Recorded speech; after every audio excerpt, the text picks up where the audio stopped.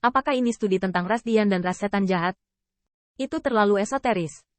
Kelebihan dan kekurangan dari kedua ras tersebut, dan bahkan kekurangan yang melekat pada ras tersebut. Saya telah menulis semua catatan. Saya khawatir saya tahu lebih banyak tentang masing-masing suku daripada kedua suku itu sendiri. Tanpa nama melihat catatan itu, matanya berkilat. Ini adalah kebijaksanaan para leluhur. Jika dipahami, di antaranya adalah misteri, ras ilahi di mata saya, suku yang iblis seperti tidak ada penutup, titik lemah habis, dan keunggulan rasial juga dipelajari untukku.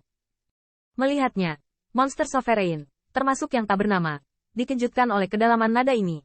Hanya wajah Ziyun dan Lu Xiaolu yang suram dan tidak pasti, tidak bisa berkata-kata. Qin Yichen juga terkejut, dia tidak menyangka. Teman-temannya melihat reaksi pertama dari catatan itu, dan mereka menunjukkan keterkejutan dan kecemburuan. Ini adalah eksperimen tentang ras. Dan melirik ke kedua sisi, Vingot yang dipenjara itu, sejujurnya, selain dari belenggu ras, percobaan ini jelas kejam. Qin Yichen telah mendengar eksperimen semacam itu. Ada pembangkit tenaga listrik yang membunuh ras lain, ingin menyempurnakan ras lain menjadi pil obat, atau menggali bloodline mereka dan sejenisnya. Tapi dia tidak menyangka, hal semacam ini akan muncul di ras lain. Bahkan jika Anda adalah kunci bagi orang lain, monster sovereign adalah iblis, dan sifat iblis yang terukir di tulang dapat dimengerti.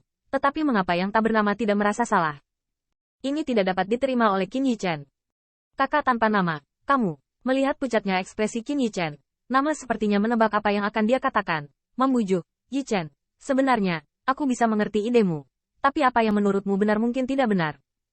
Sejujurnya, ketika saya mengembara, saya juga melakukan analisis serupa terhadap Vingot, tetapi tidak ada leluhur mahir dalam hal itu saja. Saya menggunakan ini untuk belajar dari kepala berbagai ras. Apakah ada yang salah? Jangan lupa, Vingot itu tidak sabar untuk menjadi seperti ini bagiku. Mungkin ras dewa dan matahari jahat klan iblis dulunya adalah musuh naga sejati. Monster sovereign mengangguk.